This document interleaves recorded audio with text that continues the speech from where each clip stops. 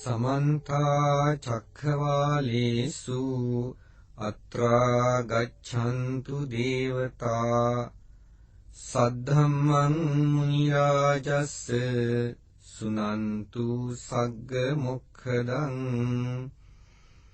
धम्मश्रवण कालो अयं भदन्ता धम्मश्रवण कालो अयं भदन्ता धम्मश्रवण कालो अयं भदन्ता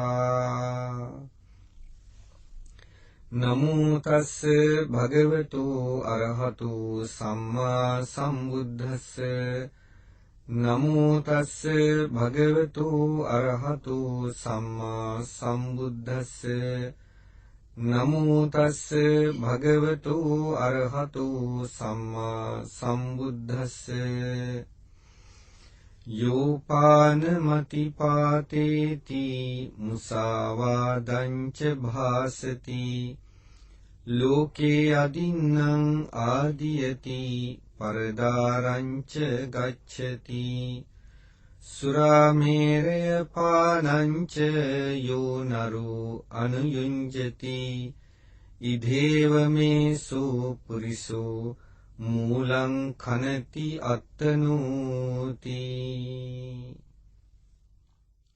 පින්වත්නි බුදුරජාණන් වහන්සේ පංච දුෂ්චරිතය පිළිබඳව එහි ආදීනව දක්වමින් දේශනා කළ ගාථා ධර්මයක් තමයි මේ ධර්ම දේශනාවට අපි මාතෘකා වශයෙන් තබා ගත්තේ.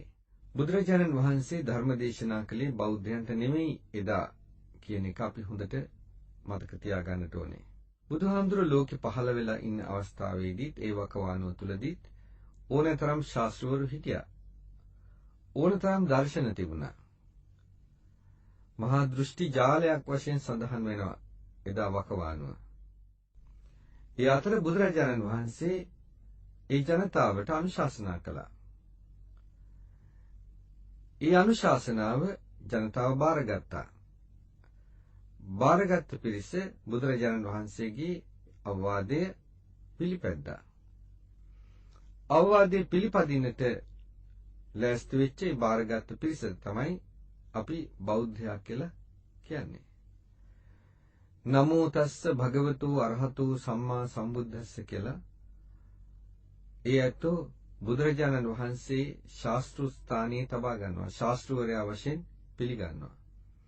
බලන්න නමෝ සම්මා සම්බුද්දස්ස සම්මා සම්බුදුරජාණන් වහන්සේට නමෝ කියලා කිව්වේ පින්නත් නිකන් নমස්කාරය නෙමෙයි. නමෝ කියලා කිව්වේ පිළිගත්තා කියන එකයි. අපි හිතමු දැන් කවුරු හරි තමන්ගේ නිවසට එනකොට ඔය හින්දි භාෂාව එහෙම පාවිච්චි කරන්නේ නැත්තු නමස්තේ කියලා පපුවට අත් දෙක තියලා පිළිගන්නේ එන කෙනාව নমස්කාර කියලා. ඒක තමයි නමෝ කියලා කිව්වේ. දැන් මේ පිළිගැනීම කළා දොහොත් මුදුන් දීලා මහා ඉහලින් උත්තමාංගයෙන් පිළිගත්තා. මොකද්ද? බුදුරජාණන් වහන්සේගේ අවවාදය. ඊ අවවාදේ බාරගත්ත කෙනා බාරගත්තේ බුදුහාමුදුරන්ගේ අවවාදේ වරදින්නේ නැහැ කියලා. එහි පිහිටලා ශ්‍රද්ධාව ඇති කරගෙන අනේ වරදින්නේ නැහැ කියලා ශ්‍රද්ධාව ඇති කර ගැනීම තමයි අපි භගවතෝ කියන වචනයෙන් දක්වන්නේ. රාග, ද්වේෂ, මෝහ භග්න කළා නැති කළා. ඒ නිසා බුදුහාමුදුරන්ට භගවා කියනවා. මේ භගවා තත්වයට පත්වෙච්ච බුදුරජාණන් වහන්සේගේ වචනේ වෙනස් වෙන්නේ නැහැ. ඒක ඒ විදිහටම සිද්ධ වෙනවා. ඒ බුද්ධ වචනේ වෙනස් වෙන්නේ නැහැ. බුදුහාමුදුරන්ගේ අවවාදය පිළිපැද්දොත් ඒකේ ලබන්න තියෙන ප්‍රතිඵලය ඒ විදිහටම ලබන්න පුළුවන් බව තමන් නිගමනය කළා. තමයි නමෝ කියලා බුදුහාමුදුරන්ගේ අවවාදේ බාරගත්තේ. අවවාදේ බාරගත්ත නම් යුතුයකම තමයි අවවාදේ පිළිපැදීම. ඒක තමයි බුදුහාමුදුරන් කරන්න පුළුවන් ගෞරවය. අපේ අම්මා තාත්තා වුණත් අපිට අවවාද කළොත් ඒ අවවාදයට අපි කන් යොමු කරගෙන ඉඳලා අම්මා තාත්තා පා කියපු දේම කරනවා නම් පස්සේ එහෙනම් ඉතින් අම්මා තාත්තට අවවාද කළා වෙන්නේ අම්මා තාත්තට අපි ගෞරව කළා වෙන්නේ නෑ. ඒ වගේම බුදුරජාණන් වහන්සේ වුණත් යම් අවවාදයක් අපට කළා නම් ඒ අවවාදයේ පිළිපදින්නේ නැත්නම් අපි බුදුහාමුදුරන්ගේ පිළිගත්තා කිය ඉඳලා බුදුහාමුදුරන්ට ගෞරව කළා වෙන්නේ නැහැ. ඒක නිසා බුදුරජාණන් වහන්සේට කරන ගෞරවය තමයි ඒ අවවාදයේ පිළිපැදීම. බුදුහාමුදුරුවෝ දීප අවවාදයේ පිළිපදින සුදුසුයි. ඇයි සුදුසු? ඒක වරදින්නේ නැති අවවාදයක්. ඒක ඒ අවවාදයේ පිළිපැද්දොත් ඒකේ ප්‍රතිඵලය වරදින්නෙම නැහැ. ඒ නිසායි අවවාදයේ පිළිපදින සුදුසු. අනේ සුදුසුකම තියෙන නිසා තමයි අරහා කියලා කිව්වේ. අපි කියනවා සියලු කෙලෙසුන්ගෙන් මිදුණු නිසා අරහන් කියලා. මිදුණු නිසා අරහන් තත්ත්වයටපත් වුණාට අරහන් කියලා කියන වචනේ තේරුම සියලු කෙලෙසුන්ගෙන් මිදුණා කියන එක නෙමෙයි. අරහන් කියන වචනේ තේරුම සුදුසුයි. සුදුසුකමක් ලබලා තියෙනවා. අන්න සුදුසුකම මොකද්ද? ඒ අවවාදයේ පිළිපැදීමෙන් ශ්‍රාවකයා කරන යම් ගෞරවයක් තියනවාද, උපහාරයක් තියනවාද, ඒ උපහාරය ලබන්න සුදුසුයි. ඒ අනුව බුදුරජාණන් වහන්සේ පංච දුෂ්චරිතය පිළිබඳව දේශනා කළා. දුෂ්චරිතය ආදීනව දේශනා කළා. යෝ පානමති පාතේති යමෙක් ප්‍රාණඝාතය කරයිද, ලෝක මුසාවාදංච භාසති බොරු කියනවාද, ලෝකේ අදින්නම් ආදීයති තමන්ට අයත් නැති අනුන්ගේ දේ ගන්නවද, ඊගවට පරදාරංච ගච්ඡති පරදාරාවන් කරා නැත්නම් තමන් සතු නැති අන්‍ය ස්ත්‍රීන් කරා යනවද, පරදාර සේවනයේ යෙදෙනවද, ඒ වගේම සුරාවේහි නැවත නැවත යෙදෙනවද, සුරාමේරය පානංච යෝනරෝ අනුයුංචති ඉදේව මේසෝ පුරිසෝ මූලං කනති අත්තනෝ. ඒතනත්තා මේ ආත්ම භාවයේදීම තමාගේ විනාශය සිද්ධ කර ගන්නවා, මුල සිඳ ගන්නවා කිව්වා. දැන් මේ දුෂ්චරිතය කිරීමෙන් තමන්ගේ විනාශයවත් මුල සිඳ ගැනීම සිද්ධ වෙනවා කියන එක බුදුරජාණන් වහන්සේ බුදුමුවින් දේශනා කළාද? ඒක එහෙමම සිද්ධ වෙනවා. ඒක වරදින්නේ නැහැ. කාටවත් ඒකේ වාදයක් නැහැ. ඒකට තර්ක කරන්න බෑ. මොනතරම් හේතු ඉදිරිපත් කළත් මේකින්ද මේක කරන්න සිද්ධ වෙනවයි කියලා කෙරුවොත් ප්‍රතිඵලය වරදින්නේ නම් නෑ. ඒක බලාපොරොත්තු වන්නට ඕනේ. නිසා පින්වත්නි, අපි බුදුරජාණන් වහන්සේ අපේ යහපතට, අපේ දියුණුවට වෙන විදිහකින් කියනවා නම් දුකෙන් මිදෙන්නට අනුශාසනා කළේ. මොකද මේ දුකෙන් මිදෙනවා කියන්නේ? මොකද දුකයි කියලා කියන්නේ? දේශනා කරලා තියෙනවා. ජාතිපි දුක්ඛා, ජරාපි දුක්ඛා, ව්‍යාධිපි දුක්ඛෝ, මරණම්පි දුක්ඛං යනාදි වශයෙන් ඔයත් අහලා තියෙනවා. මේ දුක් සමුදාය. මේ ඔක්කොම දුක් ටික එක තැනකට කැටි කරලා ගත්තොත් සංකිට්ඨේන පංච උපාදානස්කන්ධා දුක්ඛා කියලා කිව්වා. කොටින්ම කියනවා නම් මේ උපාදානස්කන්ධ පංචකය, ඒ කියන්නේ රූප, වේදනා, සංඥා, සංඛාර, විඥාන කියන මෙන්න මේ පහ උපාදානය කිරීම. උපාදානය කියන්නේ දැඩිව ග්‍රහණය කිරීම. මේ පහ දැඩිව ග්‍රහණය කරන්නේ ඇයි? තෘෂ්ණාව හින්දා. මම ආයනය කරනවා මගේ කියලා. තෘෂ්ණාව උපදින්න හේතුව පංචේන්ද්‍රයන් පිනවීමට තියෙන ආශාව. ඒ නිසා තමයි තෘෂ්ණාව බුරබුරා නගින්නේ. ගිනි ජාලාවක් වගේ පැන නගින්නේ නිසා. ඇහැ පිනවන්න, කන පිනවන්න, දිව පිනවන්න, නාසය පිනවන්න, ශරීරය පිනවන්න. දැන් මේ පංචේන්ද්‍රයන් පිනවීම සාමාන්‍යයෙන් ගිහි සමාජය තුළ ගිහි පින්වතුන් කවුරුත් බලාපොරොත්තු වෙන දෙයක්. ගිහියෝ විතර නෙමෙයි, හැම සත්වයක්ම බලාපොරොත්තු වෙන දෙයක්. පංචේන්ද්‍රයන් පිනවීම. පංචේන්ද්‍රයන් පිනවීම බලාපොරොත්තු වෙන නිසාම පිනවන්න ලැබෙන්නේ නැත්තම් දුකයි. දැන් ජරාවට යනවා කියන්නේ ඒ ඉන්ද්‍රියන් දුර්වල වෙනවා. පංචේන්ද්‍රයන් පිනවන්න බැරි වෙනවා. ලෙඩ වෙනවා කියන්නේ ඒ අවස්ථාවට අනුව Tamanට ඉන්ද්‍රයන් පිනවීමට බාධා පැමිණෙනවා. ඊගවට මරණයටපත් වෙනවා කියලා කියන්නේ සියල්ල අතහැරලා දාලා යන්න සිද්ධ වෙනවා. අනේ මට එහෙම වෙන්න එපා කියලා කිව්වට, ප්‍රාර්ථනා කළාට ඒක නිරෝගී බව හැමදාම තියෙන්නේ. ප්‍රිය නිරෝගී බව නැති වෙනවා. අප්‍රිය රෝගය ලං වෙනවා. ප්‍රිය ජීවිතේ නැති වෙනවා. අප්‍රිය මරණය ලං වෙනවා. ප්‍රිය යෞවනය නැති වෙනවා. අප්‍රිය ජරාව ලං වෙනවා. අප්‍රියෙහි සම්පයෝගෝ දුක්ඛෝ පියෙහි විපයෝගෝ දුක්ඛෝ යම් පිච්ඡං නලභති තම්පි දුක්ඛං. යමක් මට හැමදාම මේ ඉඳුරන් පිනවන්න ලැබේවා කියලා බලාපොරොත්තු වුණාට අනේ ඒක එහෙම වෙන්නේ නෑ. ඒක වෙනස් වෙනවා. ජරා ව්‍යාධි මරණ නිසා ඒවා වෙනස් වෙනවා. ඒක නිසා ඉඳුරන් පිනවන්නට නොලැබීමම තමයි දුකයි කියලා කිව්වේ. ඒක දැන් අපිටම ඒක එල්ල කළා බුදුරජාණන් වහන්සේගේ දහම තුළ තියෙනවා මෙලව සැප විඳීමක්. මෙලව විතරක් නෙමෙයි පරලොව සැප විඳීමකුත් තියෙනවා. ওই මෙලව සැපයි පරලොව සැපයි කියලා කියන්නේ දෙකම අපි යම්කිසි විදියකින් ඉඳුරන් පිනවීමක් අපේක්ෂා කිරීමක්. හැබැයි මොන විදියකින් ඉඳුරන් පිනවීමක් අපේක්ෂා කරත් ඒ පිනවීම තුළ නම් ආදීනවය තියෙනවා. හැබැයි ආශාදිකුත් තියෙනවා. අත්තිබික්කවේ රූපස්සාදෝ යනාදී වශයෙන් කියන මහණෙනි මේ රූපේ ආශාදයක් තියෙනවා. නොචේතං අස්සාදෝ අභවිස්ස නයිදං සත්තා රූපේ සාරජ්‍යයුං. එම ආශාදයක් නැත්තම් මේ සත්වය රූපේ ඇලෙන්නේ නැහනේ. මේ සත්වය රූපේ ඇලෙනවා කියන එකක් සිද්ධ වෙන්නේ නැහැ. ආශාදයක් නැත්තම් ආශාදයක් තියෙන හින්දා තමයි සත්වය රූපය ඇලෙන්නේ. ඒ වගේම ආදීනවයකුත් තියෙනවා. දැන් අපිටම දරුවෝ නැත්තම් අනේ දරුවෝ නෑ කිය දුක් විඳිනවා. මොකද දරුවා ආශාදයක්. හැබැයි දරුවා ලැබෙනවා. ලැබිච්ච දානින්දම ආදීන වෙන්නේ නැද්ද? ලෙඩ වෙනවා. අපිට කියන්න බෑ මොකක් වෙයිද කියලා. මරණ බිය ඇති වෙනවා. දරුවා පරිස්සම් කරගන්න ඕනේ. ඊකට ඉස්කෝලේ දාගන්න. නොඑක් අවස්ථා පිළිබඳව හැමතිස්සෙම බය දුක ඔක්කොම පවතිනවා දරුවෝ හින්දා.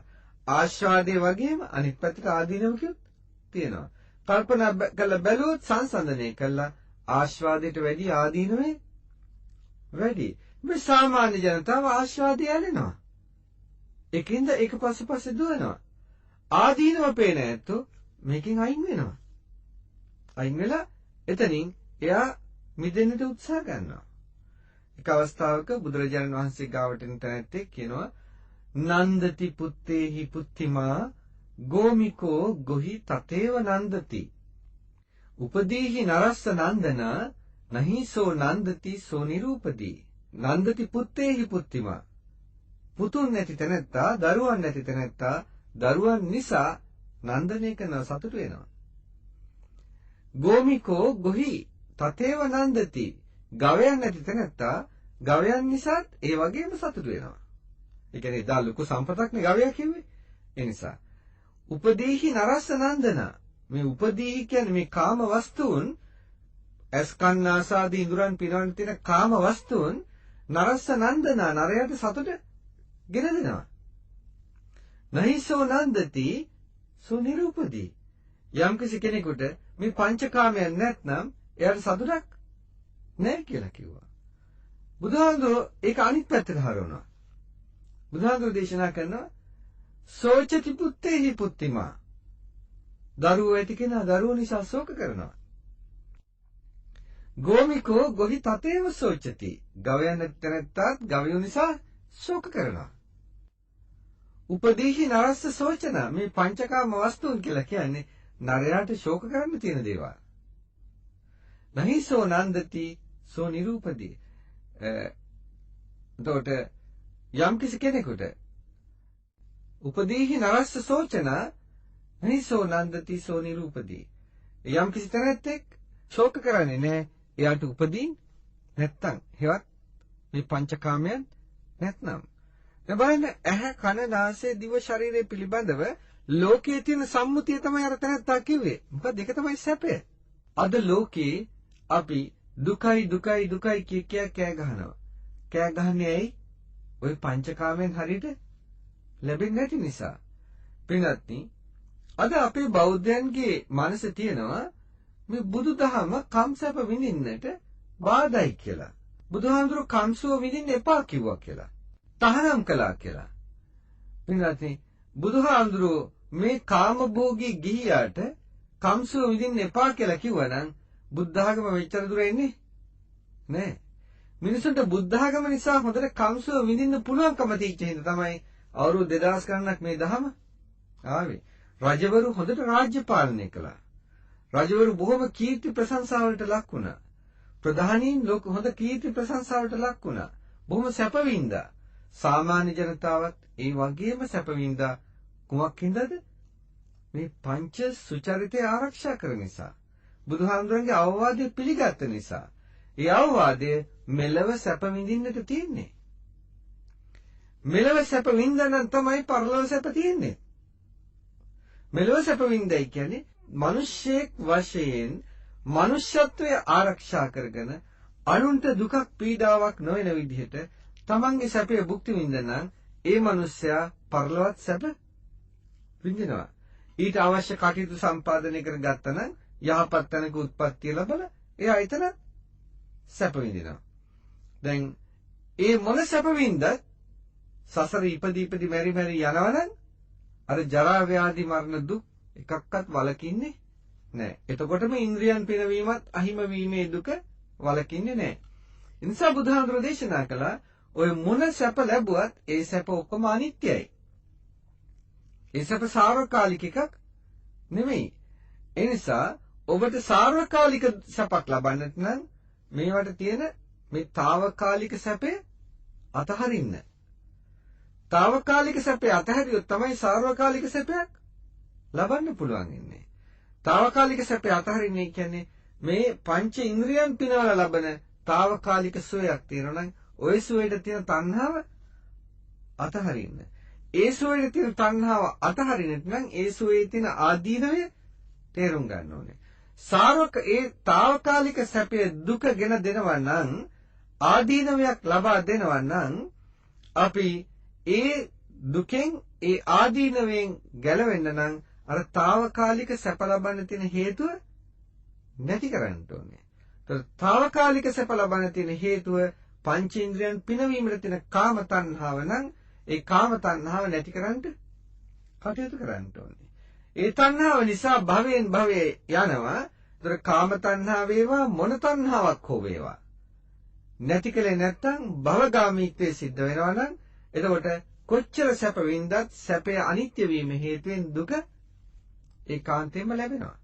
ඒතකොට සාර්වකාලික සැපය කියන්නේ මෙන්න මේ తాවකාලික දුකය කියන එක නැති කරන්නට తాවකාලික සැප කියන එක දුක නෙමෙයි తాවකාලික සැප කියන එක නැති කරන්නට යම් මාර්ගයක් ගන්නවද සාර්වකාලික සැපයක් ප්‍රාර්ථනා කරගෙන අන්න ඒකයි හේතුව. ඒ කියන්නේ දුක නැති කළා කියන එකම තමයි සැපය කියලා කියන්නේ. ඒතර తాවකාලික සැපය ලබන්නේ නැතුව යම් දුකක් ලබනවා නම් ඒ දුක නැති කරන්නට යමෙක් කටයුතු කරනවා නම් එතකොට ඒ කටයුතු කිරීම තුළ එයාට ශාන්තිය සැලසෙනවා. ඉතින් ඒ නිසා තමයි බුදුරජාණන් වහන්සේකට මාර්ගයක් දේශනා කළේ. ඒ මාර්ගයට කියනවා ආර්ය අෂ්ටාංගික මාර්ගය කියලා.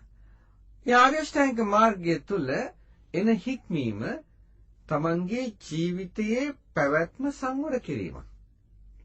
දැන් අපි හිතමු බුදුරජාණන් වහන්සේ පංච දුෂ්චරිතය පිළිබඳව දේශනා කළේ ලෝක සත්වයාට නැත්නම් ඒක බෞද්ධයාට දේශනා කළ එකක් නෙමෙයි කියලා කිව්වා. දැනගන්න අද වුණත් ඒක ජාතිය කුමක් හෝ වේවා ආගම කුමක් හෝ වේවා මොන ආගමක මොන ජාතියක මොන පුද්ගලයෙකුට වුණත් ඒක අදාළයි. පංච දුෂ්චරිතෙන් වලකීම. අපි නිකන් මෙහෙම උදාහරණයක් ගමු. මේ ලෝකෙ මිනිස්සු වැරදි කරනවා. වැරදි කරපුවාම වැරදි කළා අහුනොත් නීතියෙන් දඬුවම් කරනවා. ওই නීතියෙන් දඬුවම් කරනකොට ඒ ඇත්තෝ ඒ සඳහා යම් වැරදි කරලා තියෙනවා නම් මේ වැරදි ටික අපි ඔක්කොම එකට සම්පින්දනය කරමු. ওই වැරදි ටික සම්පින්දනය කරලා අපි හිතමු මෙන්න මෙහෙම බලන්න මොන වැරද්දක්ද මේ මිනිස්සු කරලා තියෙන්නේ. ඔක්කොම වැරදි මොනවද? එක්කෝ සත්ව හිංසාවක් නැත්නම් සත්ව ඝාතනයක්. නැත්නම් අනුන්ගේ දේ ගැනීමක් හොරකමක්. ස්ත්‍රී දූෂණයක්, කාම අපචාරයක්, පාලාපචාරයක් වගේ කාම මිත්‍යාචාරය. බොරුව, වංචාව, අනුන් රැවටීම. ඊගාවට සුරාව, මත්ද්‍රව්‍ය වගේ දේවල්.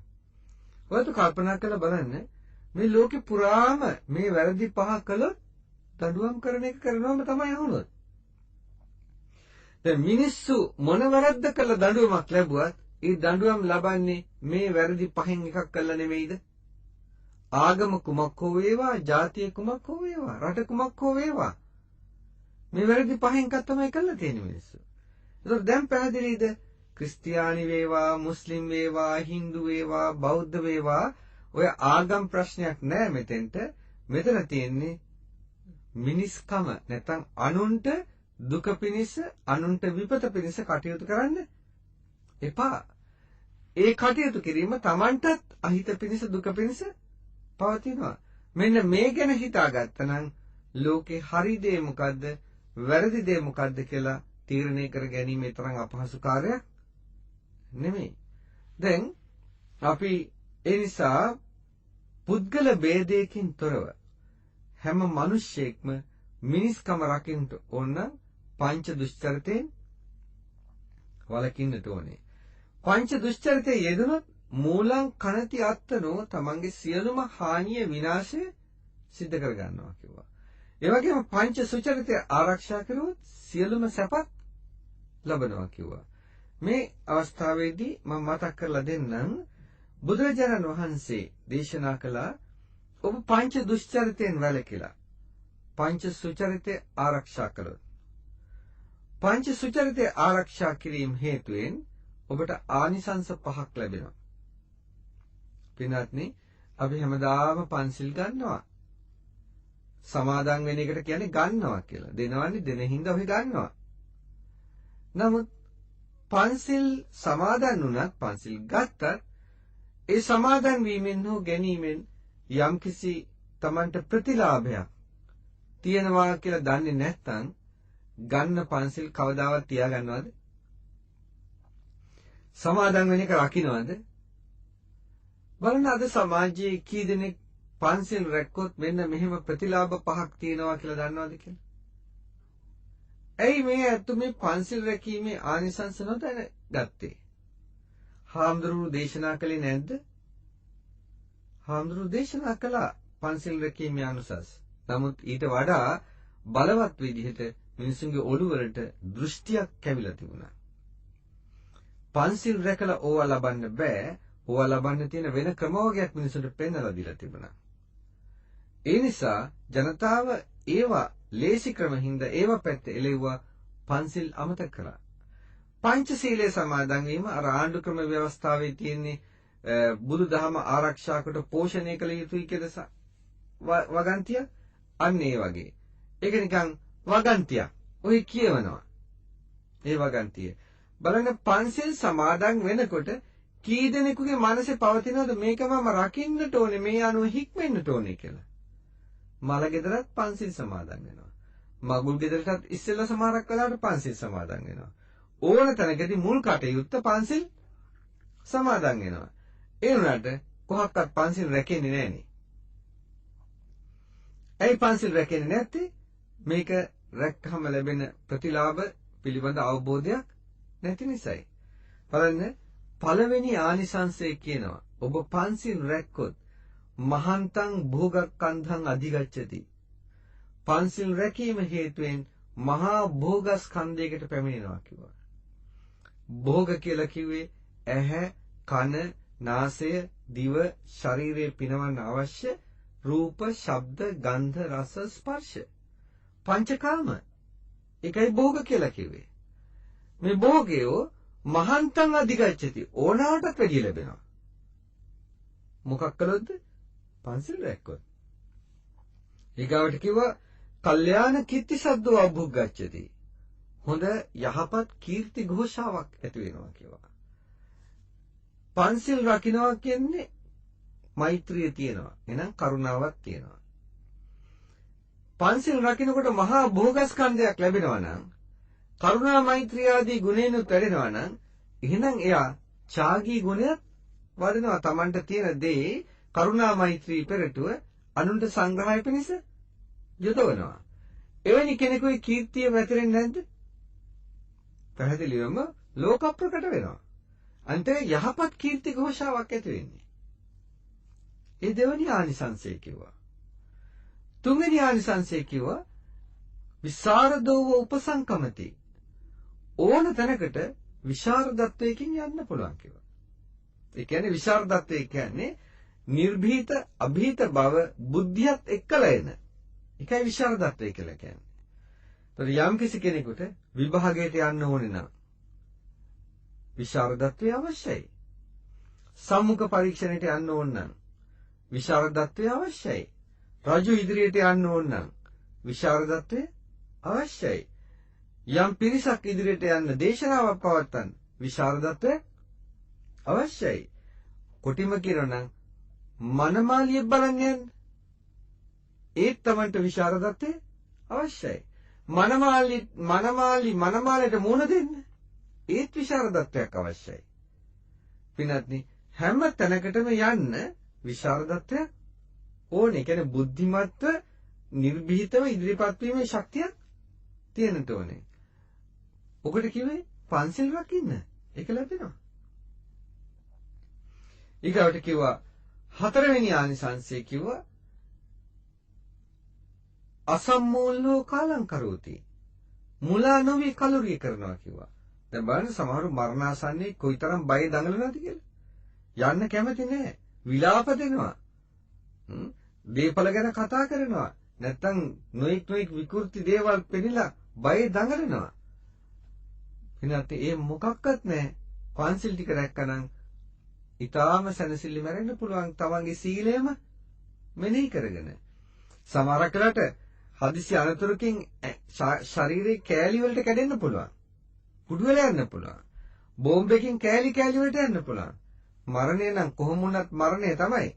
ඒ වුණාට ඒ මරණය වෙන මොහොතේ එයාගේ කවදාවත් සිත වික්ෂිප්තව මැරෙන්නේ නැහැ. හොඳ සිහියෙන් එයාට මරණය සිද්ධ වෙනවා. ඒකයි කිව්වේ අසම්මූලෝ කාලං කරෝති. ඊගාස කිව්වා පස්වෙනි ආනිසංසය වශයෙන් කිව්වා කායස්ස බෙදා පරම්මරණ සුගතින් සග්ගං ලෝකං පුපජ්ජති. කාය බිඳීමෙන් මරණින් මත්තේ සුගතියට යනවා කිව්වා. කියන්නේ මැරිලා හොඳ තැනක උපදිනවා කිව්වා. දැන් බලන්න මේ ආනිසංස පහෙන් ditta ධම්ම වේදනීය වශයෙන්ම තියෙනවා විපාක ලබන්න. පන්සිල් රැක්කොත් ditta ධම්ම වේදනීය ආනිසංස 4ක් තියෙනවා. සම්පරායික වශයෙන් කියන්නේ මේ ආත්මෙන් පස්සේ එකයි සුගතියට යන එක විතරයි. හතරවෙනි එක මැරෙන්න ඉස්සෙල්ලා මැරෙන මොහොතේ ආනිසංස 3ක් මේ දැන් එදිනෙදා ජීවිතේදී ලබනවා. භෝග සම්පත් ලබනවා කියන සැප විඳීම, කීර්ති ප්‍රශංසා, ඒ වගේම තමන්ගේ විශාරද බව, මේ හැම දෙයක්ම මේ කාරණා 3 තමයි ඔය කාමභෝගී ජීවිතේ වට කරලා තියෙන්නේ. මොකද්ද? පස්කම් සුව විඳීම, විශාරද බව, කීර්ති ප්‍රශංසා ලැබීම. මේ කාරණා 3ම තවත් අවස්ථාවකදී 4ක් පරලොව සුගති සම්පත් ලැබීම. මේ කාරණා 4ම තවත් අවස්ථාවකදී බුදුරජාණන් වහන්සේ අනේ පිරිසිදුතුමාට වෙනත් ආකාරයකින් ප්‍රකාශ කරනවා. ඒ සූත්‍රයට කියනවා පංච ඉත්ත ධම්ම සූත්‍රය කියලා. ඒ පංච ඉත්ත ධම්ම සූත්‍රයේ තියෙනවා සාමාන්‍යයෙන් මිනිස්සේ සාමාන්‍ය ලෝකයා එදිනෙදා ජීවිතේ ප්‍රිය කරන ඉෂ්ට කාන්ත මනාප කරුණු 5ක්. ආයුංකෝ ගහපති ඉට්ඨෝ කන්තෝ මනාපෝ දුර්ලභෝ ලෝකස්මින්. කියන්නේ ලෙඩ දුක් බාධක නැතුව බොහෝ කාලයක් ජීවත් වෙන්න ලැබේවා ආයුෂය. ඊට දෙවෙනි එක වන්නෝකෝ ගහපති ඉට්ඨෝ කන්තෝ මනාපෝ දුර්ලභෝ ලෝකස්මින්. වර්ණය. මෙතන වර්ණය කියලා කිව්වේ පාට නෙමෙයි. ඔයත් අහලා ඇති බුදුරජාණන් වහන්සේ ලෝකේ පහළ වෙන කාලේ වර්ණ 4ක් තිබුණා කියලා. බ්‍රාහ්මණ, ක්ෂත්‍රිය, වෛශ්‍ය, ශුද්‍ර. අන්න ඒකයි වර්ණ කියලා කිව්වේ. සාමාන්‍ය වෙන විදිහින් ගත්තොත් මේ කුල පරම්පරාව. තමන්ගේ දරු මුණුබුරන් සහිත ওই කුල පරම්පරාව බොහොම කීර්තිමත්ව බැබලෙමින් පවතිවා කියන එක. ඒක කාටත් ඉෂ්ටයි, කාන්තයි, මනාපයි. ඊගොල්ලෝ සුඛංකෝ ගහපති ඉත්තං කන්තං මනාපං දුර්ලභං ලෝකස්මින්. සුඛං කියන්නේ ඇහැ, කන, නාසය, දිව, ශරීරය යන මේ පංචේන්ද්‍රයන් පිනවමින් පංචකාම සම්පත්තියට බැඳිව ජීවත් වීම තමයි සැපේ කියලා කිව්වේ. ඒකත් ලෝකයට ඉෂ්ටයි, කාන්තයි, මනාපයි. ඊගොල්ලෝ කිව්වා යසෝ, යසස.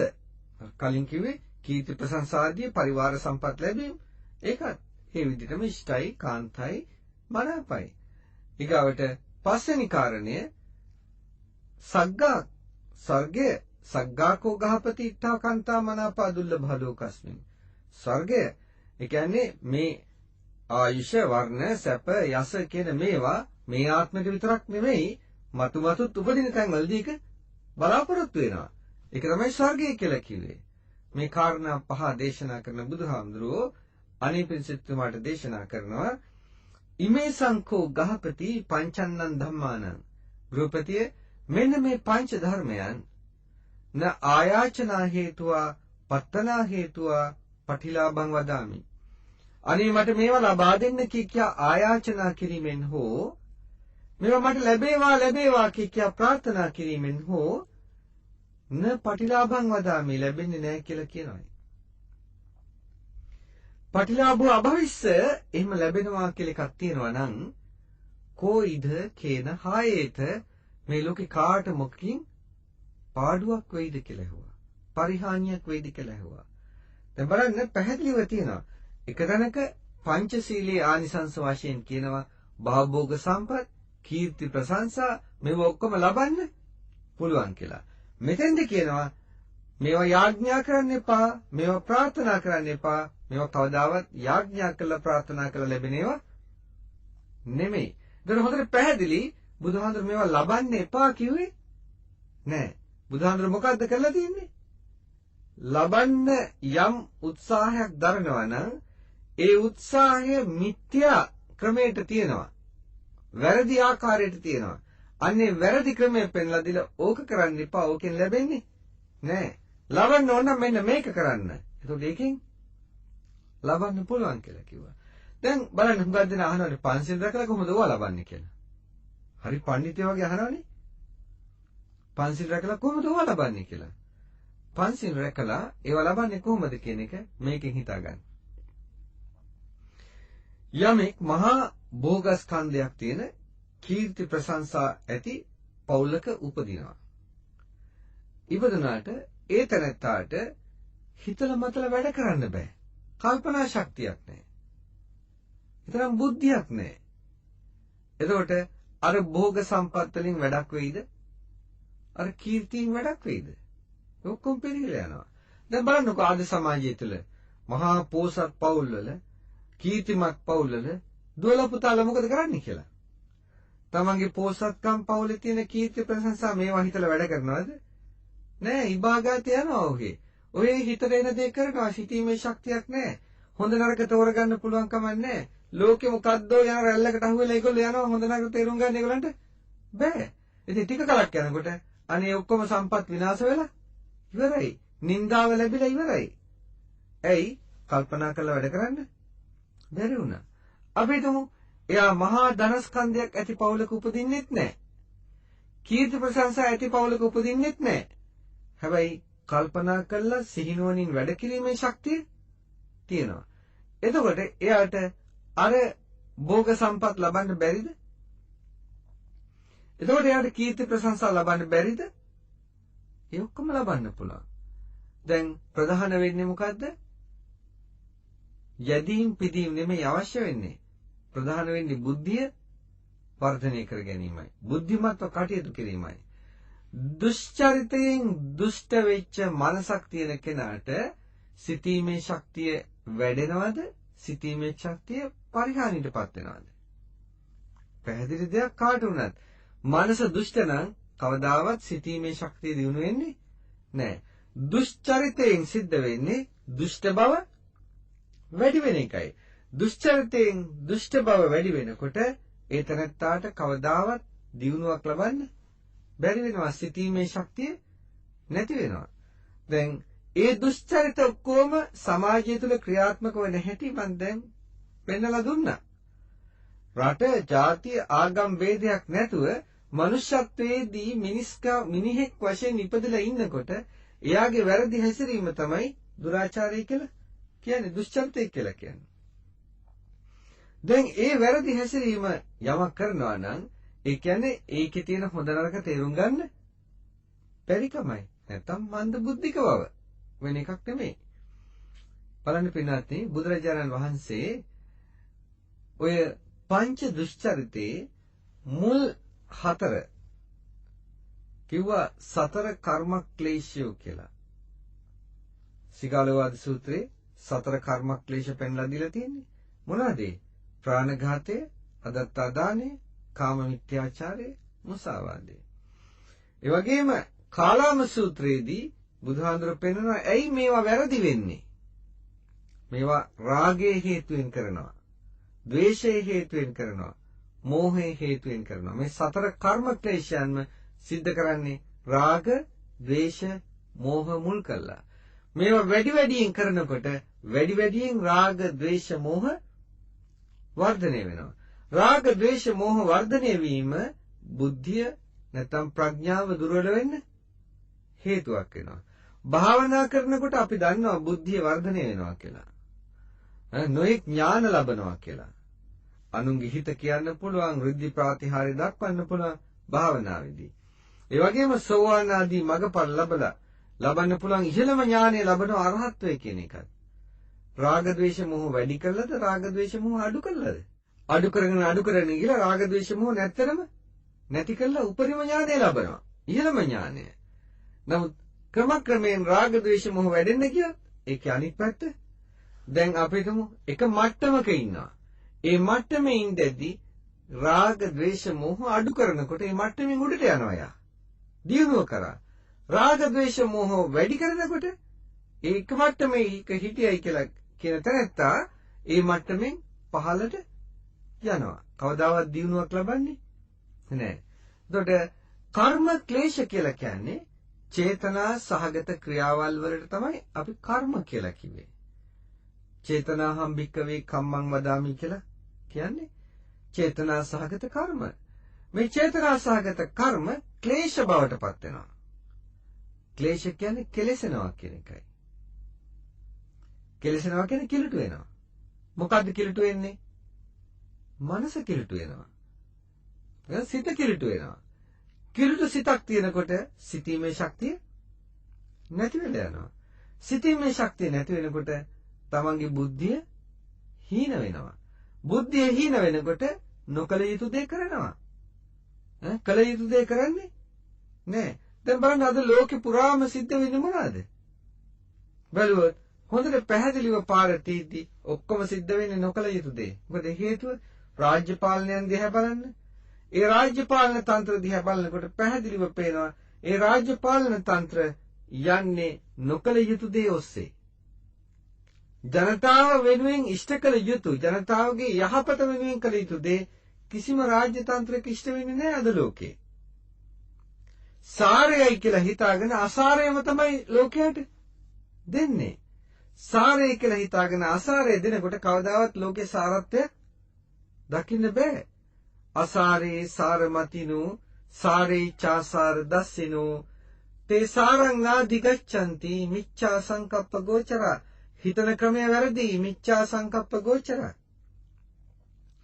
ඒ හිතන ක්‍රමය වැරදි නිසා සාරය අසාරේ කොට ගන්නවා, අසාරය සාරේ කොට ගන්නවා. කවදාවත් දියුණුවකට පත්වන්නේ නෑ, පරිහානියටමපත් වෙනවා කියලා කිව්වා. දැන් බලන්නට කවදාවත් අර සතර කර්ම ක්ලේශයන්ගෙන් වළකින කෙනා කිසිම දවසක සුරාපානය කරයිද? සතර කර්ම ක්ලේශයන්ගෙන් වළකිනවා. සිතීමේ ශක්තිය තියෙනවා නම් පරිහානියට හේතු වෙන දේවල් කරන්නේ නෑ. එහෙනම් සුරාවට යන්නේ නෑ.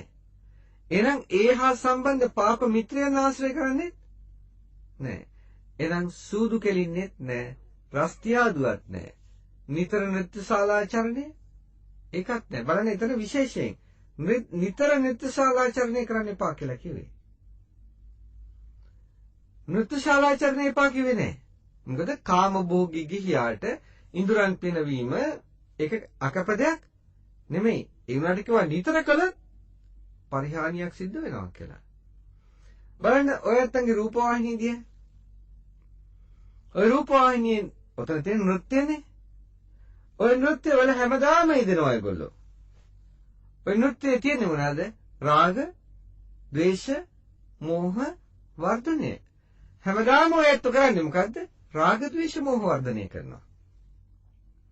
මනස කිලුට වෙනවා. හැබැයි මෝඩකම හින්දා Taman දන්නේ නැහැ තමන්ගේ කිලුට කොච්චර දරුණු එකක්ද කියලා. පංච දුෂ්චරිතේම රූපවාහිනිය ඇතුලෙන් කරන්න පුළුවන්. රූපවාහිනිය තියාගෙන.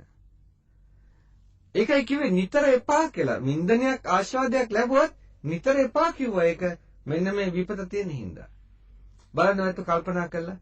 ඔය රූපවාහිනිය වල තියෙන දර්ශනවල මනස සංසිඳවන ඒවා කොච්චරද තියෙන්නේ? 95%කටත් වැඩි තියෙන්නේ මොනවාද?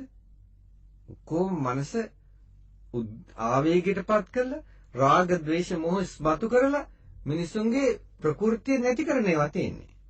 හැබැයි ප්‍රත්‍යක්ෂ මිනිසුන්ගේ ස්වභාවය Tamanට ආවේනික වූ ක්ලේශ ධර්ම ටික එනකොට ඒක එකපාරට ග්‍රහණය කරනවා. සාමාන්‍යයෙන් සත්වයා රාගිකයි. රාගික සත්වයාට රාගික දර්ශන දෙන්න ඒ රාගික දර්ශන තුල එයා එල්බ ගන්නවා. හැබැයි එල්බෙන්න මේ මනුස්සයා පිස්සෙක් බවට පත් වෙනවා. මොකද හේතුව ඒක තමන්ගේ ශරීරයේ ඇතුළත සිද්ධ වෙන ස්වාභාවික අපිටම ජීව විද්‍යාත්මක පසුබිමේදී ශරීරයේ ස්වභාවිකත්වයට හානි පමුණවනවා. අපිටම ඔය රූපවාහිනිය තුල තියෙන ඇන ගන්න, කොටා ගන්න, මරා ගන්න දේවල් දිගට බලාගෙන උද්‍යෝගයක් ලබනවා, වින්දනයක් ලබනවා. වින්දනයක් ලබනකොට අපිට හොඳට පේනවා ඒ වින්දනය තුල Tamanට කිසියම් තෘප්තියකුත් ලබනවා. ඒ තෘප්තිය එක්කම Tamanට තේරෙනවා තමන්ගේ ශරීරයේ ඇතුලේ ක්‍රියාකාරීත්වය වෙනස් වෙනවා කියලා. මම උදාහරණයක් වශයෙන් දෙන්නම්. පොඩ්ඩක් හිතලා බලන්න. අපි තුමු සාමාන්‍යයෙන් තේමාවක් වෙලා තියෙනවා චිත්‍රපටයක් ගත්තොත් කොල්ලා, කෙල්ල, දුෂ්ටයා. ওই තුන් දෙනාන් ප්‍රධාන වෙන්නේ. හැමතිස්සෙම අපි දන්නවා කෙල්ලට හිංසාවක් දුෂ්ටයා කරනවා. ඒ චිත්‍රපටයේ අපි සාමාන්‍ය යටිහිතක් දන්නවා එහෙම එකක් වෙන්නේ නැහැ කියලා ඒ කෙල්ලට. ඒ වුණාට රූපවාහිනිය ඒක බලාගෙන ඉන්නකොට දුෂ්ටයා කෙල්ලට හිරිහැර කරනකොට බලන් ඉන්න ඇත්තට තරහව ඇති වෙන්නේ නැද්ද? කොච්චර දරගෙන හිටියත් බලන් ඉන්න ඇත්තට තරහව ඇති වෙන්නේ නැද්ද? ඊගාට ඒකම එයා බලාපොරොත්තු වෙන්නේ කොල්ලා එන්න කල නේද? අනේ දැන් කොල්ලා එවි. මොකටද? කෙල්ලව බේර ගන්න. ඇවිල්ලා දැන් ඒ කොල්ලා මොකද කරන්නේ? දුෂ්ටයට ගහනවා. ලේ පෙරාගෙන වැටෙනකල් ගහනවා. මැරලා වැටෙනකල්ම ගහනවා. මේ ඔක්කොම ක්‍රියාරාමුව තුල බලාගෙන ඉන්න කෙනා ආස්වාදයක් ලබන්නේ නැද්ද? මොකද මේ බලන් ඉන්න තෙක්ම Tamanට ඇති උනේ මොකද්ද? කෙලින්ම ද්වේෂය. ඒ ද්වේෂය ඔස්සේ බුරබුරා නගින ගිනි ජාලාවක් වගේ ඉස්සරහට එනවා අර උද්‍යෝගය. හැබැයි හොඳටම දන්නවා එහෙම එකක් එක වෙලා නැහැ කියලා. වෙලා නැහැ කියලා බව දැන හොඳටම දන්නවා. ඒ වුණාට ඒක වෙලා වෙච්ච වෙන දෙයක් හැටියටම හිතලා තමන් ආවේගය ඇති කරගන්නේ මෝහය නෙමෙයිද? දැඩි මෝහයක්.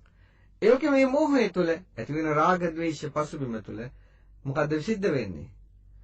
ආවේගකාරී සිතිවිලි වලින් තමන්ගේ ශරීරයේ හෝමෝන ක්‍රියාදාමය දුෂ්ට කරනවා. විශේෂයෙන්ම ඇඩ්‍රිනලින් හෝමෝනයට බලපානවා. මේවා බලාගෙන ඉන්නකොට පැය 3-4 දිගින් දිගටම බලාගෙන මේ වින්දනය ලබනකොට මොනතරම් ශරීරයට පීඩාවක් ඇති වෙනවද? මෝහය නිසා වින්දනයක් ලබද්දී ඇතුළතින් ඔක්කොම තමන් විපතටපත් වෙනවා. ඊගාවට ඒ දුෂ්ට හෝමෝනේ කෙලින්ම ක්‍රියාත්මක වෙන්නේ මොලෙත් එක්කලා. මොලේ සෛලවල ක්‍රියාකාරීත්වයට බලපානවා. සෛලවල ක්‍රියාකාරීත්වය දුර්වල වෙනවා. මොලේ සෛලවල ක්‍රියාකාරීත්වය දුර්වල වෙනකොට සිතීමේ ශක්තිය නැති වෙනවා. සිතීමේ ශක්තිය නැති වෙච්චාම මන්ද බුද්ධිකෙක් වෙනවා. ඒ නිසා තමයි කියන්නේ රාග, ద్వේෂ, මෝහ මර්ධනය කළේ නැත්නම් කවදාවත් යහපත් දියුණුවක් ලබන්නේ නැහැ. රාග, ద్వේෂ, මෝහ වර්ධනය කිරීමෙන් Tamanට බුද්ධියට පහර එල්ල වෙනවා දිගින් දිගටම.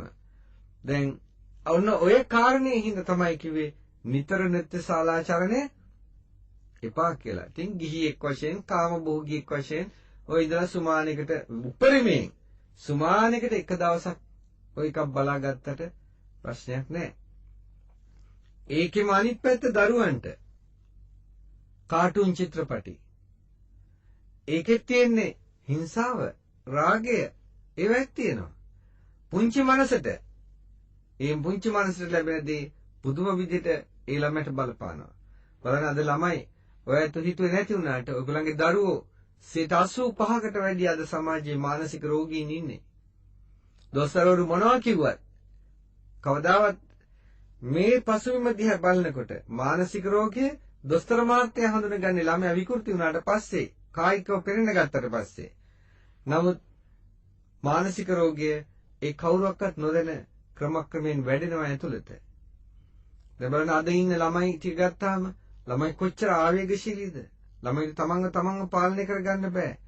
බලන්නකෝ ආවේග පාලනය කරගන්න බෑ කෙනෙක් කොයිතරම් දරුණු විදිහට ගිහිලාද කියනවනම් තමන්ට අවශ්‍ය දේ ඉෂ්ට වෙන්නේ නැත්නම් මරන්න, කොටන්න ඕන එකට පෙළඹෙනවා. අම්මා තාත්තට හිංසා කරන්න පෙළඹෙනවා.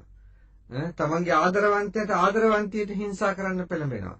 දරුවා විනාශ කරන්න පෙළඹෙනවා. දරුවා අම්මා තාත්තා විනාශ කරන්න පෙළඹෙනවා. බලන්න මේ වකවානුව තුළ කොයිතරම් ශීඝ්‍රයෙන් මේවා වර්ධනය වෙලා තියෙනවද කියලා. ඇයි? දුරාචාරයේ හින්දා. සමාජ දුරාචාරයේ, දුෂ්චරිතේ එන්න වැඩෙනවා. දැන් ඔයත්තුම කල්පනා කරලා බලන්නකෝ. මේක මේ බෞද්ධයෙක් වෙන්නද මේක බෞද්ධයට සීමා වෙච්ච එකක්ද මේ? ඇයි මේ ශරීරයේ ක්‍රියාකාරීත්වය අබෞද්ධයට වෙන්නේ නැද්ද? මේ රාග, ద్వේෂ, මෝහ ඉස්මතු වෙන පංච දුෂ්චරිත ක්‍රියාවලියේදී ශරීරයට සිද්ධ වෙන විකෘති ක්‍රියාදාමයේ ශරීරයේ රසායනික වශයෙන් ක්‍රිස්තියානියන්ට වෙන්නේ නැද්ද? මුස්ලිම්යන්ට වෙන්නේ නැද්ද? හින්දුයන්ට වෙන්නේ නැද්ද? ඒ හැම දිනාටම වෙනසක් නැතුව සිද්ධ වෙනවා. දෙවියන් වහන්සේට ඔක නවත්තන්න බෑ. දෙවියෝ ඉන්නවා නම් ඒ දෙවියෝ මෙවැනි පුද්ගලයන්ගේ ඈතින් ඈතටම යනවා. දැන් හිතන්න පින්නත්නේ, ඒකයි බුදුහාමුදුරු දේශනා කළේ ඔබට සැප ලබන්න යාඥා කළ බෑ. සැප ලබන්න ඕන නම් බුද්ධිය අවශ්‍යයි. බුද්ධි වර්ධනයේ කියන්නේ යෝගීකුගේ මට්ටමින් නෙමෙයි. සාමාන්‍යයෙන් කාම භෝගීකුගේ මට්ටමින් සැප ලබන තත්වයට බුද්ධිය දියුණු කරගන්න නම් මේ පංච දුෂ්චරිතේ අයින් කළා පංච සුචරිතේ පිහිටීම ඊටාම වැදගත් වෙනවා. ඒ පංච සුචරිතේ පිහිටීම හේතුවෙන් ඊතරත්තාට කොහොක්වත් යදින්න වෙන්නේ නැහැ. ලබන හැටි තේරෙනවා. මොකද්ද කොහොමද ලැබෙන්නේ කියලා. දැන් බලන්න ඕවා ලබන්න අපි මොනවද කරන්නේ? ලැබෙනවා කියලා හිතාගෙන මිත්‍යා දෘෂ්ටි හේතුවෙන් Tamanට නොලැබෙන දේම කරනවා. බුදුහාම කිව්වා යදින්න එපා කියලා. කාගෙන්ද යදින්නේ? පැහැදිලිව පේනවා යදින්නේ කාගෙන්ද කියලා. දෙයියෝ මවනවා නේද යදින්න? එක දෙයියෙක් මදි. කොහෙන්ද? කොයි දෙයියගෙන්ද හම්බ වෙන්නේ? දෙයියෝ මවා දුවනවා. අවාසනාවක මහත බුදුහාමුදුරෝ දේශනා කරපු දේව සංකල්පයේ පැත්තක. ඒ දේව සංකල්පය හරියට දැනගත්තා නම් පින්වත්නි අපිට මේ විනාශය වෙන්නේ නැහැ. දැන් බලන්න අපි අදින්නේ කවුද කියලා? විෂ්ණු දෙවියෝ, කතරගම දෙවියෝ, ලක්ෂ්මී, සරස්වති, ගණ දෙවියෝ, ඊශ්වර, පත්තිනි, කාලී යදනවා. මේ ඔක්කොම Hindu සංකල්පය. බෞද්ධ කියලා ලේබල් ගහගෙන Hindu ආගමේ ජීවත් වෙනවා. මේව කෙනෙකුට කියනවා කොයි දෙයියෝ නීතින් කියලා. කොයි දෙයියෝ නෙමෙයි පින්නත් නේ. සමහරකට ওই දේව රූප දිහා බලපු ගමන් පේනවා. උතන දෙවියෙක් නැහැ කියලා. උතන එක්තරා සංකල්පයක් තියෙන්නේ කියලා. නිකන් හිතන්නකෝ මං එක උදාහරණයක් පෙන්නන්න. ඊශ්වර දෙවියෝ කියන්නේ දෙවියන් අතර ප්‍රධානම එකක් නේ. බෙල්ලේ මිනිඔලු මාලයක් තියෙනවා. දෙවියෝ මිනිඔලු මාල දානවද? නිරුවතින් ඉන්නවද? එහෙනම් මලයක් එක් නැත්තම් මල පෙරේතෙක් වෙන්න ඕනේ. එහෙම එකක් නෙමෙයි පින්නත් නේ. ඇත්ත වශයෙන්ම කල්පනා කරොත් එතන එක්තරා විදිහක දර්ශනයක් තියෙනවා. පෙන්නන්නේ මල උඹ මැරෙනවා. මරනකොට උඹට නූල් පටක අයිතියක්වත් නැහැ. ඔක්කොම අතහැරලා දාලා යනවා කියන එක තමයි වස්ත්‍රයක් නැතුව පෙන්වන්නේ. කිසිම අයිතියක් නැහැ. ඔක්කොම අතහරිනවා. ඊගාවට ගුණා වාහනය කරගෙන ඉන්නවා. පාපයයි උඹ කරපින්නගෙන යන්නේ. ඒ නිසා තමයි ඊශ්වර භක්තිකයෝ ගුණාට උපස්ථාන කරන්නේ, උපකාර කරන්නේ පාපයෙන් මිදෙන්න. ඔය හැම Hindu දේව රූපයකම තියෙන්නේ ඒ අවශ්‍යතාවයන් සඳහා තමන් ඇති කරගත්ත සංකල්පනා තුළ ගොඩනගාගත්ත යම්කිසි මූර්තියක්. බුදුරජාණන් වහන්සේ දේශනා කරනවා සක්‍ර දේවේන්ද්‍රයෝ ගැන, සතරවරම් දෙවියෝ ගැන.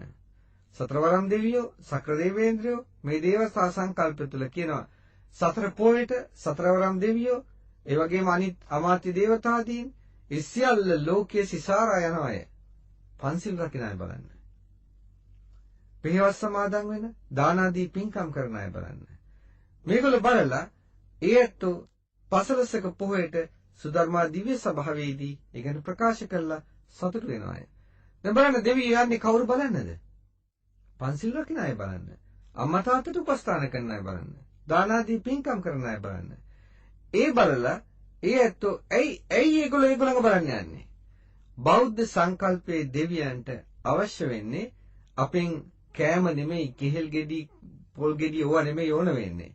ඒ දෙවියන්ට ඕන වෙන්නේ පින් අනුමෝදන් වෙන්න, කුසල අනුමෝදන් වෙන්න.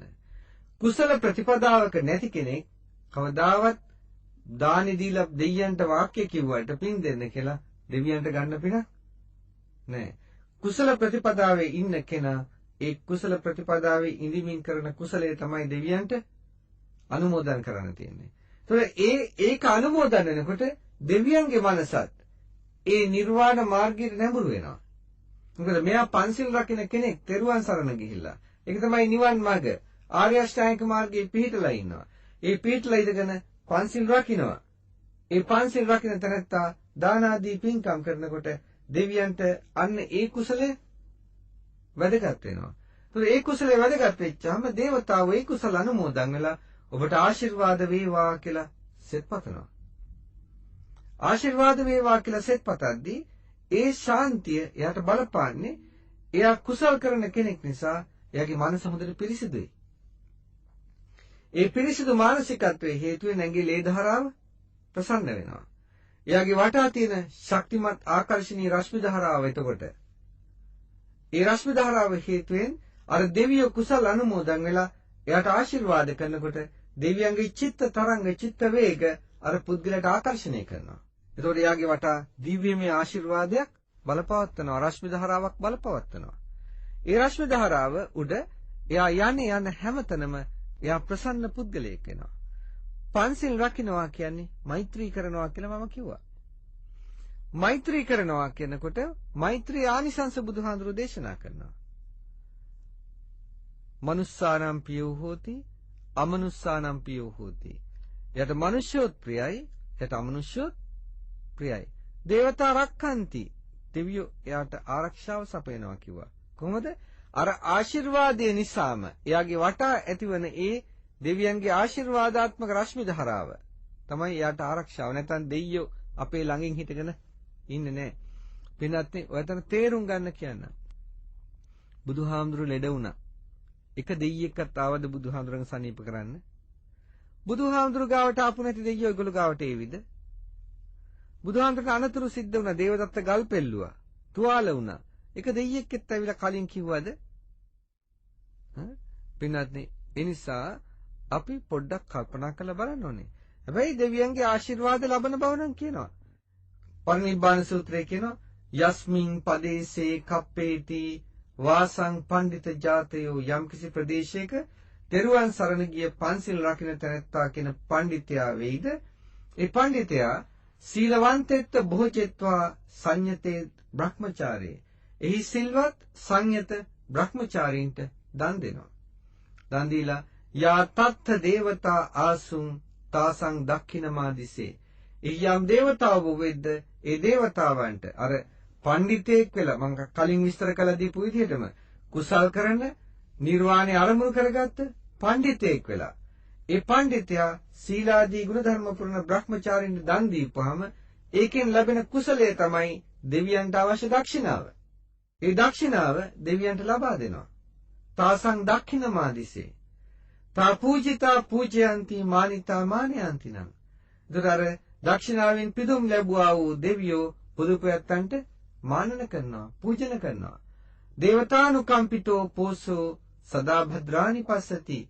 දෙවියන්ගේ අනුකම්පාව ලබන සත්පුරුෂයා හැමදා යහපත දකින්නවා කියලා කිව්වා. දැන් බලන්න පින්වත්නි, බුදුරජාණන් වහන්සේ සැප ලබන මාර්ගය කියලා දුන්නා. දෙවියන්ගේ ආශිර්වාද ලබන මාර්ගය කියලා දුන්නා. දැන් බලන්නකො අපි ඕවා ලබන්න නෙමෙයිද මේ දෙයියෝ මවාගන්නේ. සායි බාබා වගේ ඒවා පසුපස්සේ දුවන්නේ. ආශිර්වාද වෙනවා කියලා. ආශිර්වාදයේ ලබන්න තියෙන ගුණය තමාගාව නැතුව ලබන්න අවශ්‍ය ගුණය අපි ගන්න ඔයත් පන්සිල් ටික රැක ගන්නට උත්සාහ ගන්නේ නැතුව මෙහෙම දුෂ්ට මානසිකත්වයකින් ඉඳලා ඔයත් දුකටපත් වෙච්ච වෙලාවට විතරක් ඔයත්ගේ දරුවෙකුට දුකටපත් වෙච්ච වෙලාවට දරුවෙක් දුකටපත් වෙච්ච වෙලාවක නැත්නම් අම්මා තාත්තා දුකටපත් වෙච්ච වෙලාවක නෝනා මහත්තයා දුකටපත් වෙච්ච වෙලාවක ගිලා දෙයියන්ට කියනවා අනේ දෙයියනේ මට පිහිට වෙන්න මට දුකටපත් මාව දුකටපත් වෙලා තියෙන්නේ කියලා. වෙනතු මනුස්සකමවත් රකින්න උත්සාහ ගන්න නැති මිනිස්සු දෙයියෙකුට ගිහිල්ලා කියනවා දෙයියනේ මට පිහිට වෙන්න කියලා. මොන දෙයියද ඔයගත්තන්ට පිහිට වෙන්න ඉන්නේ? පින්වත්නි ඔය ඇත්තන්ට දෙවියෙකුගේ ආශිර්වාද මාත්‍රයක්වත් ලැබෙන්නේ නැහැ. ওই තත්ත්වේ. ඒතර ඔහොමනම් කොහොමද අපේ ජීවිතය අපි හදන්නේ? බලන්නකෝ සියලු විනාශය පැහැදිලිව පේනවා දුෂ්චරිතයේ තියෙනවා කියලා. බලන්න සුරාව නිසාම මොනතරම් විනාශයක් සිද්ධ වෙනවද කියලා. අද මුළු ජාතියම නැති වෙලා යනවා සුරාව හින්දා. මේ මිනිස්සුන්ට මේක තේරෙන්නේ නැහැ. මහත් විනාශයක් වෙලා තියෙනවා. මේ සම්බුද්ධ ශාසනය නැති වෙලා යනවා සුරාව සූදුව නිසා සිංහලයන්ගේ බෞද්ධයන්ගේ. මේක හොඳට පැහැදිලිව තියෙනවා අපිට පේනවා. ඒත් මේ මිනිස්සුන්ට ඒක රැක ගන්න උවමනාවක් නැහැනේ. දුරාචාරයෙන් මේදිලා විනාශ වෙන්නම තමයි අවශ්‍ය වෙන්නේ. බලන්න වෙන දෙයක් නෙමෙයි. දුරාචාරයෙන් ගිහිල්ලා මත් වෙන්නට ඒ වින්දනේ ලබන්න ගිහිල්ලා දැනගන්න මේ කාලය තුල කියනවා රුපියල් මිලියන 25000ක් ආදායම ගෙවලා තියෙනවා. ආදායම් බදු ගෙවලා තියෙනවා දුම්කර සංස්ථාව මේ රජයට. එහෙනම් ආදායම කොච්චර ඇද්ද? ඊගාට සුරාවෙන් ආදායම කොච්චරද? මේ ඔක්කොම මොනවද මේ කරන්නේ අපි මේ හැම එකකින්ම අපි විනාශ වෙලා යනවා නැත්තර නැති වෙලා යනවා මේක කියොත් එහෙම. ඒකෙන්ද අපිට සැප ලබන්න ක්‍රමය බුදුහාමුදුරුවෝ දේශනා කළා. බුදුහාමුදුරුවෝ දේශනා කළ ක්‍රමයෙන් පිට සැපක් ලබන්න ඔයත්න්ට පුළුවන් වෙන්නේ නැහැ. ඒ නිසා මේ අද මේක අහපු මොහොතේ ඉඳන් ඔබට සැප අවශ්‍ය නම් ඔය කාලකන්ණි යැදිල්ල පැත්තකට දාන්න. මොන දෙයියන්ගෙන්වත් යදින්න යනවා නම් ලෙඩ සනීප කරගන්න හරි සැප ලබන්න හරි ඔක අමු කාලකන්නිකම නිරේටම යන ගමනක් ඔය යන්නේ. කරන දේ තියෙනවා. විපතට පස් තුනට පස්සේ යදලා වැඩක් නැහැ. විපතටපත් වෙන්න ඉස්සෙල්ලා Tamanට අයිති යුතුයකම ඉෂ්ට කරන්න. Tamanගේ මාර්ගය පිළිපදින්න. මනුෂ්‍යත්වය ආරක්ෂා කරගන්න. ඒකයි ඔබට කරන්න තියෙන්නේ. නිසා මේ කරුණු ටික සිහිය දරාගෙන මේ මොහොතේ ඉඳන් පන්සිල් රකින්න අදිෂ්ඨාන කරන්න. අදිෂ්ඨාන කරන්න කැඩෙයි. කැඩුණා කියලා දුස්සීලෙක් වෙන්නේ නැහැ. පන්සිල් රකින්න උත්සාහ ගන්න කෙනා තමයි සිල්වතා කියන්නේ. මම පන්සිල් රකින්නවා කියලා කියන්න පුළුවන් යාට. කැඩුණොත් ආයිත් සමාදන් වෙන්න. සමාදන් වෙලා ඒක පිරිසිදු කරගන්න උත්සාහ ගන්න. මාස කිහිපයක් කරනකොට නිකම්ම පන්සිල් ටික රැකෙනවා ඉබේටම දන්නේම නැතුව. පුරුද්ද කඩාගන්න එක විතරයි තියෙන්නේ. මේන් තොරව පංච දුෂ්චරිතයෙන් වැළකීලා සුචරිතය ආරක්ෂා කිරීමෙන් තොරව ඔබට කිසිම සැපක් ලබන්න බෑ. මතක තියාගන්න මොන සම්පත් තිබුණත් ඒ ඔක්කොම විනාශ වෙලා යනවා. ඒ කොච්චර තිබුණත් තමයි සැප ලබන්න බැරි වෙනවා. රෝගී වෙනවා, වෙනත් විපත් පැමිණෙනවා, සියල්ලෙම වෙනසලා යනවා. ඒකින්ද ලබන්න තියෙන එකම මඟ බුදුහාඳුරු දේශනා කළා. බුදු මගෙන් පිට වෙන මඟක් නැහැ පින්වත්නි. ඒ නිසා බුදු මඟට පිවිසෙන්න. බුදු මඟ කියන්නේ ආගම් ભેදයක් දාලා තෝරගන්න තියෙන එකක් නෙමෙයි. බුදුහාඳුරු ලෝක ධර්මතාවයේ දේශනා කළා. අන්නේ ධර්ම මාර්ගයයි. ඒ ධර්මයට අනුව පිළිපදිමින් අග්‍ර දුර්ලභකම් දුරු කරගන්න, ගුණ ධර්ම වඩා සිටවා ගන්න. හැම දිනාටම තෙරුවන් සරණින් සියලු යහපත වේවා කියලා ප්‍රාර්ථනා කරනවා. ආකාසට්ඨා බුම්මට්ටා දීවානාගා මහිද්దికා පුඤ්ඤන්තං අනුමෝදිත්වා චිරං රක්ඛන්තු ත්වං සදා